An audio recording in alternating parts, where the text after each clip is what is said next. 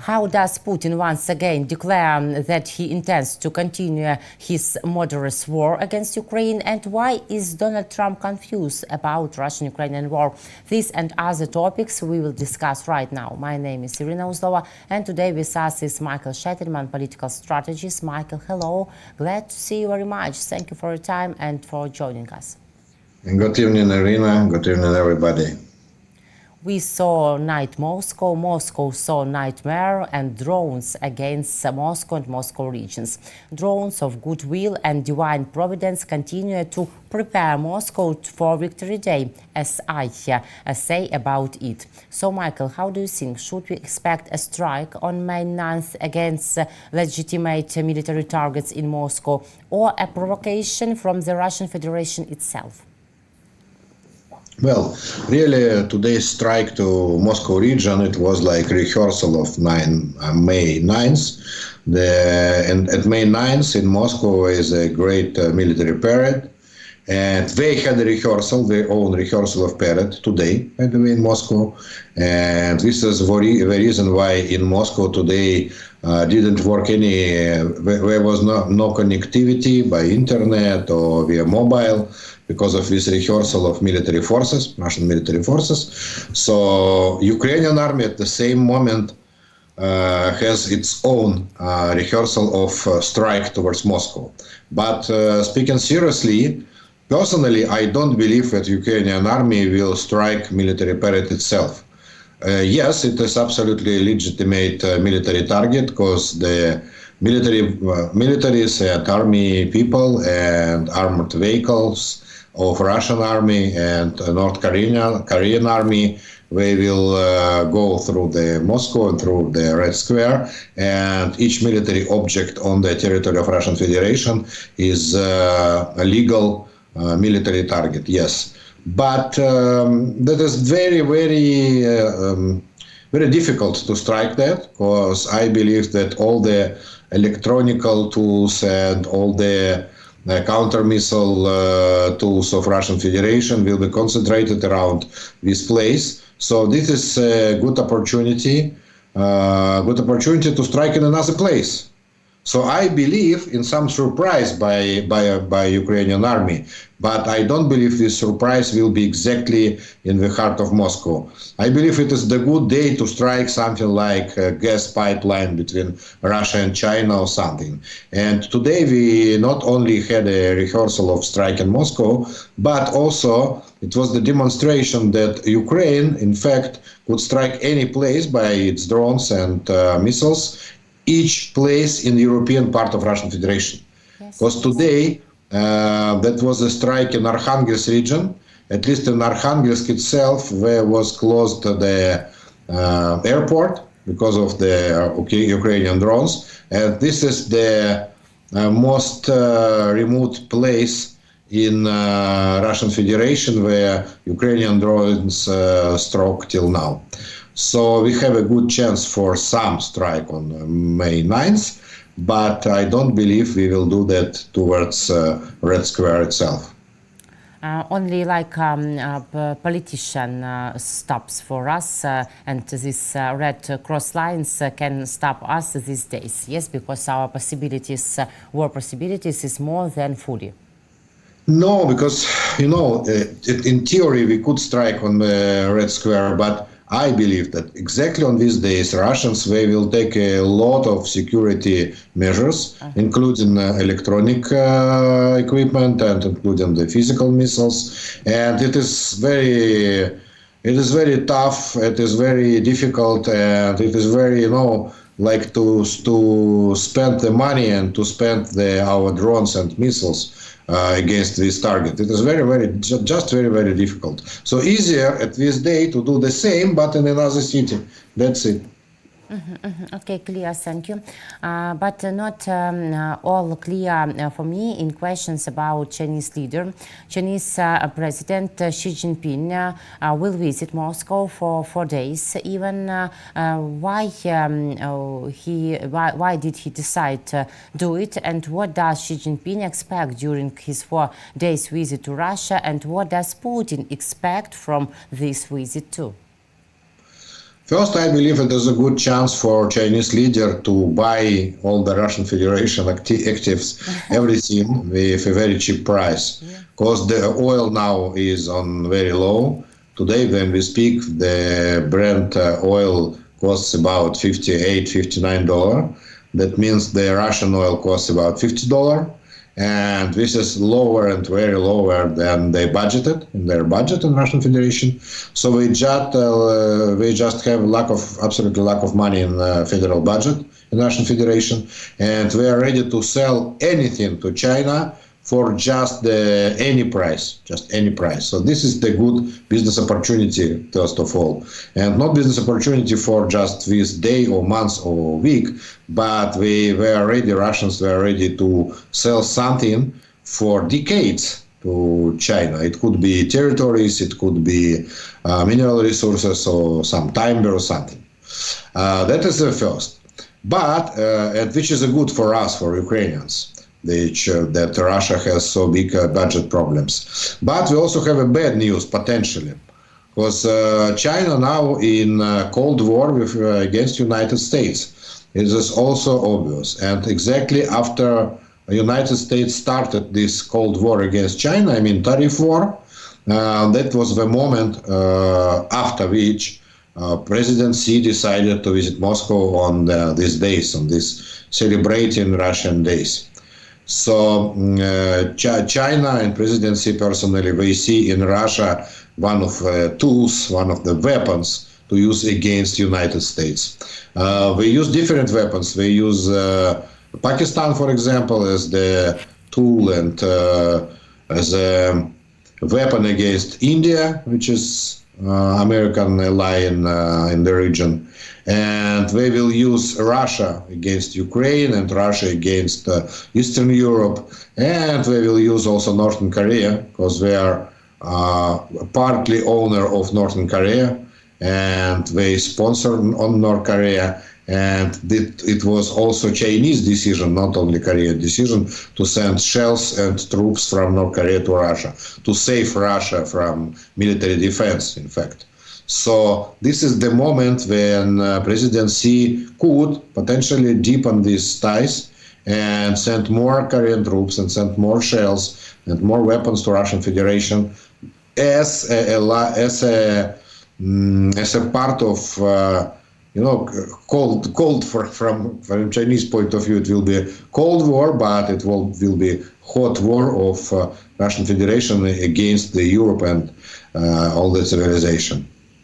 What can you say about Prime Minister of Slovakia, Robert Fico, who decided to go visit Moscow on May 9th, and about another pro-Russian politician, Alexander Vučić, Serbia's president? He told that he felt ill before these days. Well, Vučić was in most complicated position. Because on one hand, he decided to go because a lot of Serbians, his electorate, they support Russia. Serbia is the country where Russia has a great support historically, from a very long time ago, from the history not of Russian Federation, but of Russian Empire, on one hand. But on the other hand, he knows that his visit and he was not only knows, but also he was told about that by European Commission, that his visit to Moscow these days, it will be against European rules, and it could cost to Serbia membership in European Union. Maybe not membership at all, but at least the negotiation about membership of Serbia in European Union. And a lot of Serbians, and I believe the most of Serbians, they support joining the European Union, Serbia joining the European Union. So on one hand, your electorate want that, on another hand, your electorate don't want that. So this is difficult to choose, and better not to choose, so better to be ill in this situation and not to choose between two bad choices. And speaking about Slovakian Prime Minister, he is, for my sorrow, a good ally of Russian Federation. And he also, as you remember, then he was elected. He was elected during the Russian-Ukrainian war. He stopped supplying Slovakian weapon to Ukraine and stopped any military aid to Ukraine. And he's a Putin friend and supporter. And he just goes to support Russia, to support Putin. And there is certain reason for that, because that is not a joke. That is very serious. That nowadays fascists and Nazis, this is Russians. Yeah, like 80 years ago, Germans were Nazis. Like now, Russians were Nazis, and they behave like fascists and Nazis. And we also started the biggest war in Europe after the Germans started that. But what is the role of Slovakia was in the World War II? Let's ask ourselves, yeah? So Slovakia was the only country, only state, who also started the World War II war in Europe together with Germany. The day September 1st, then Germany attacked Poland in 1939. That was not only German army, but German army in the union with Slovakian army. So only two armies, German and Slovakian, they started this war. Not Spaniards, not the Italians were in this army, which participated afterwards in the war against against Soviet Union. But the attack against Poland was by German and Slovakian army. So Prime Minister of Slovakia in this event is a symbol of like the fascists and Nazis of 8 years ago. They make a salute towards modern Nazis and fascists. So it is very symbolic gesture. Yes, more than. Putin gave a long, meaningless, awful interview to propagandist Pavel Zarubin. They called it a movie, Russia, Kremlin, Putin, 25 years. We listened to 1 hour and 37 minutes of this nonsense speech, which, by the way, we had already heard before. All these statements, they are not new at all. What key messages did Vladimir Putin try to convey in his interview with Zarubin? How do you think? How would you describe the tone and style of these answers? And did Putin reveal maybe any new information or targets or perspectives that hadn't been shared before? Well, interesting when they called that the movie. It is like, Lego the movie and Minecraft the movie. You could play Minecraft and suddenly it appears that this was movie, yeah? So Putin the movie, yeah? Agreed. And then the name of this movie is Russia, Kremlin, Putin 25 years. And we wanted, and our wish is just to cut it to Putin 25 years and 25 years in jail, yeah. So the second half of the name of this movie, it is very good sound. Putin 25 years. But seriously speaking, I listened to all these texts and all these speeches, and all these speeches were not new, absolutely. They are part of different other speeches, part of them, by the way, from interview of Mr. Putin to Tucker Carlson, American journalist. Then he speaks about all this long Russian history, Peter Dererste, and I don't remember all the history of 1,000 years. When the real history of his country, of Russian Federation, is 33 years from 1991. But he wants to be like, a long history country owner. But this is not true. But he tries, he very, very trying. But all other messages about, about the war in Ukraine, and he didn't speak as a politician about the war in Ukraine. It was more emotional speech, like our guys, our heroes, etc., etc. The same about another topics. It was emotional speech, like Russians were not about money, were about spirit, etc., etc. So we didn't receive any information from the speeches of Mr. Putin. But I have a good news. We have a lot of information about Mr. Putin, about his personal life from the picture. We have a picture, not only sound, not only words. Yeah, in the words he could say what he wanted us to hear. But the pictures, they are real. And this is very realistic picture of his home. Yeah, he lives in this apartment in Kremlin. This is his personal apartment in Kremlin. Not personal presidential apartment, but last 25 years it is his apartment in Kremlin. And what interesting for us, one of his leitmotif of his speeches was that he gave the quote from Peter I, the Russian Tsar, legendary Russian Tsar, who said, it was the quote by Putin, I don't know if really Peter I said something, yeah, that we should take everything the best things from the Western world, and afterwards to renew that and to invest in that and to change that to the good side, yeah, and to build something ours, yeah, not to use foreign things. The second message was that the Russian Federation, we are the only country who stays against all the Western world.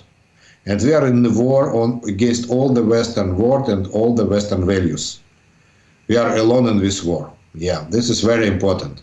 But what we have seen on this practically from the picture, yes, he wanted to stress that, you see, I drink, as we saw now in the shots from this movie, that he, president himself, he drinks traditional Russian drink, which is called kefir, and it is also in English it is kefir, but it is something like fermented milk, like, you know, from nomads from Central Asia. In reality, it is Central Asian, yeah, not Russian. Okay, but the name is Turkish name, kefir. But when you pay attention to all the details and not to this kefir, we see, for example, that all of his kitchen equipment is German kitchen equipment. His frigidaire is Liebherr frigidaire. His coffee machine is Bosch. His oven is also, I don't remember exactly, but it is also by some German brand. And all the equipment is German, absolutely all the equipment. And he said in his speeches that now we are not in any relationship with West, that we don't want, because Chinese, it is the best production is in China, the most productive country is China, and China is our closest friend, and China produce better things than West. But all the kitchen equipment is German. When we move to his sport room, he has the private sport room. When we see also some equipment, yeah, a lot of sport tools, but all of these sport tools were American. You know, it is very different. Not from Caesar. Not Russian Federation, not from China. But this is American, and this very well-known American brand, Hoist Fitness, from California, San Diego. So just all the equipment is from California, San Diego. And I personally, I can't recognize that, but I asked artificial intelligence, ChatGPT, to make the analysis of all the things which is by them, Mr. Putin surrounded in these rooms, yeah? And everything was German, American.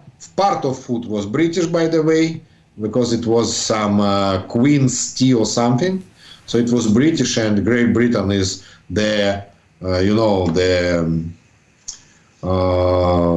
country which they see in Russia as a main partner of Ukraine in this war. And he also drinks Italian water, San Benedicto or something like that, don't remember.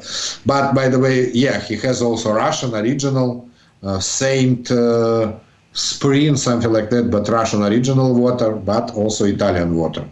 So a lot of Western production. And what we have Chinese producted here. Yeah. Let's guess. I believe that only icons on this Orthodox church they could be Chinese, because this is a painting, this is Chinese painting. In Russia we don't have nobody who could paint it, no, they don't have artists, so obviously this is Chinese Orthodox icons, I believe. very orthodox. They only have painters who can describe and paint Donald Trump portrait, strange Donald Trump's portrait. Yes, and only for it. Yeah.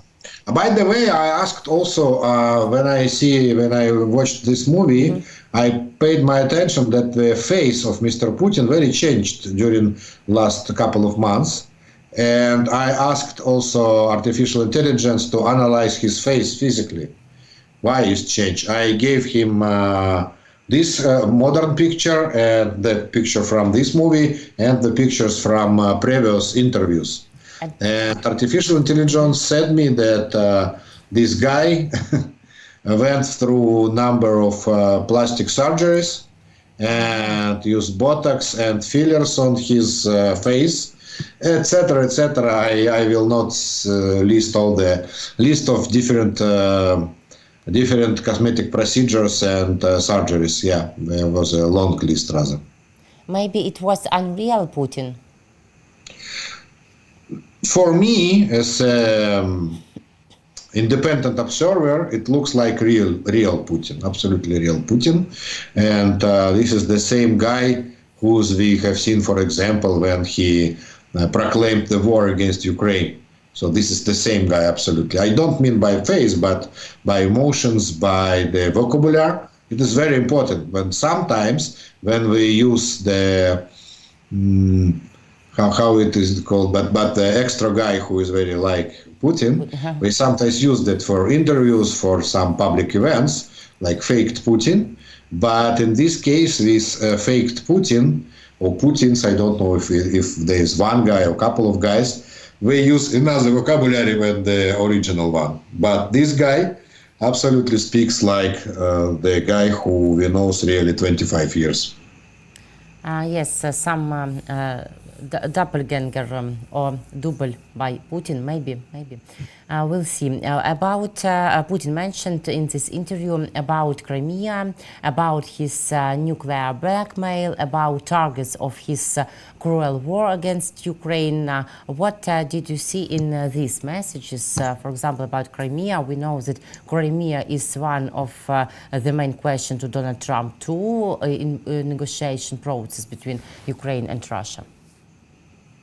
Well, probably I missed something because he didn't say anything new, and his position about Crimea didn't change during last how long it was 11 years, yeah. And in Kremlin they say again and again like mantra that Crimea question is closed. They say it again and again and again, and they believe that sometimes it will work, yeah. Sometimes it will work. So these unrealistic dreams of Mr. Putin were still alive, but it will be alive till he is alive. And I believe that by the way, he had some speech about his the next president of Russian Federation, how to choose him or her. But I believe that any next president of Russian Federation will give back Crimea because he or she will want to make Russia as a part of civilized world and to join not the European Union but European continent at least, and not to be cut by civilized countries. About Crimea, Putin told that somebody forced him to occupy Crimea, and he wanted to protect Crimean civilians, and they did what they did. Protect from who? Oh, you see, this is the reason why I missed that, because I heard it just 11 years ago, so I didn't pay my attention again for this. He also started this war for protecting somebody. Okay. We don't know who's exactly, because if you have seen ever the pictures from the captured by Russians, cities which is captured by Russians, for example, Bakhmut or what else, Ugledar, for example, etc., you could pay attention that there is no any building who stays in these cities. Only Derby, no real buildings, and there is no person in these cities. When we occupy the city of Bakhmut, for example, after the half a year of battle for this city, so we just killed everybody, or another people they flew from the Bakhmut. Before a war, it was the city of 50,000 or something like that people. Now it is zero population. The zero population in other captured cities like Avdiivka or Uglidar, just a zero population. So they destroy everything. So it is not clear what way or whom they want to protect in this war. And speaking about Crimea, his version, we are knowing that he speaks that in Crimea people they want to speak Russian, and in Ukraine obviously the official language is Ukrainian, not Russian. And in Crimea, by the way, two official languages because of, except of Russian, it is also Tatarian language. Tatarian, they are minority in Crimea, and majority, I don't know, minority obviously, a minority in Crimea. But he wanted to protect their right to speak Russian language. Well, you know, speaking about these ideas, we know that in Russian Federation there is about 6 million Ukrainians. So by this theory, Ukraine should capture all the Russian Federation, because in Russia there are no Ukrainian schools, you know, and Ukrainian language is not official in Russia, in spite of 6 million Ukrainians lives in Russian Federation. So this is the logic of just some old-fashioned guy from Soviet Union, like all this apartment, you know. It just when I watched that, it looks like Russian Soviet apartment. Yes. From the rich guy from Soviet Union. All the design, I mean, this is so old-fashioned, like from 30 years ago, more than 25, obviously, more than 25 years ago.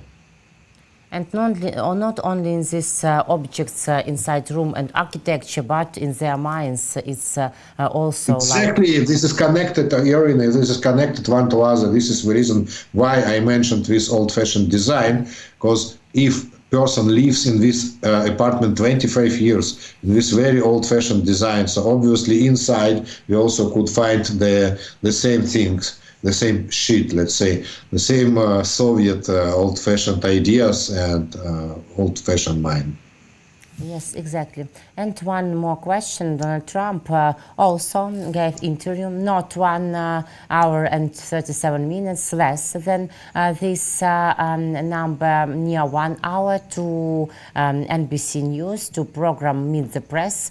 US President Donald Trump, who had previously repeatedly claimed he could stop the war in 24 hours, is saying more and more often that achieving is harder than he expected. Still, he does allow for the possibility of peace deal between Kyiv and Moscow, and in this interview for NBC's Meet the Press, Trump said that the US is closer to one of the sides in negotiations to resolve the Russia-Ukraine war, but didn't specify which side. The American president was asked whether the conclusion of a deal on natural resources between Kyiv and Washington brought the peace deal between Ukraine and Russia closer. Trump says he hopes so.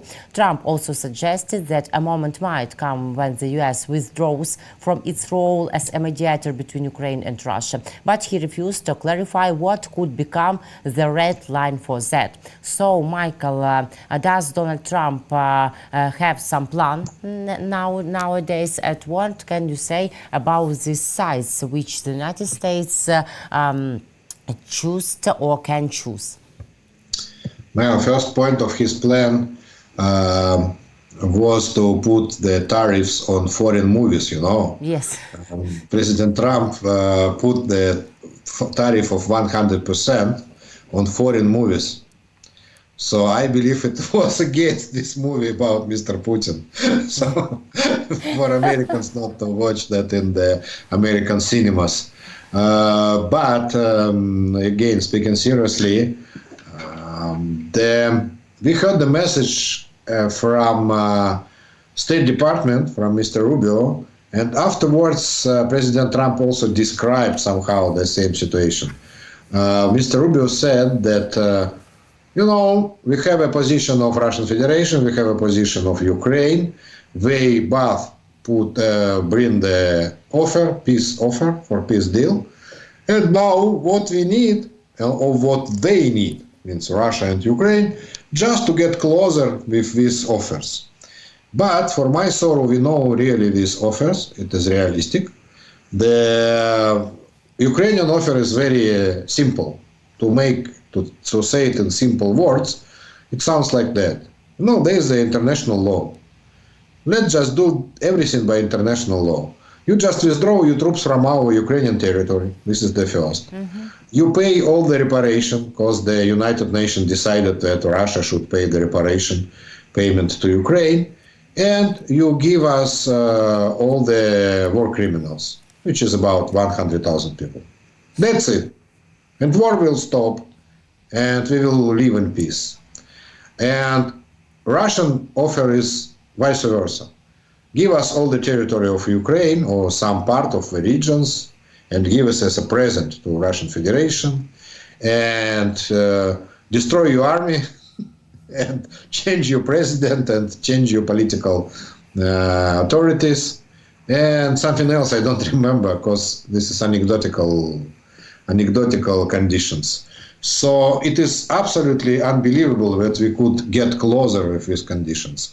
And before starting of American efforts for peace, we were absolutely in the same position. So the positions didn't change during all of these 100 days of Mr. Trump. So it is difficult to see why it will be changed during next 100 days if United States will behave the same way, not to put pressure on Russian Federation. Just to speak to them, just to ask what you want. Oh, no, it's not about Russia, yes. They don't understand such language. They only understands language of strength, and that's all, and power. Not only, but we knew exactly what we want. We knew exactly. You could ask us. Why to ask Mr. Putin? Yes. And J.D. Vance, Vice President of United States, he said, wow, during first 100 days, we heard Russia and we understood what they want. Wow, magic, that is good news. We knew what we want and we say it every day. So Yes. why you spend for these 100 days? So if the next step is to put new sanctions on Russia and to supply the new weapon to Ukraine, it will be the good move towards the peace. But if you don't do these steps, so there will be no good steps by America to the peace deal. Michael, thank you very much for your interesting thoughts, for your time, and for your professional opinion. See you next week. Take care. Thank you, Irina. Bye. Bye. Michael Sheitelman, political strategist. My name is Irina Uzlova. Thank you guys for joining us, for viewing. Left your comments under this video. Please make your like and subscribe to our YouTube channels War and Politics 24 and Michael Sheitelman too. Thank you. Take care.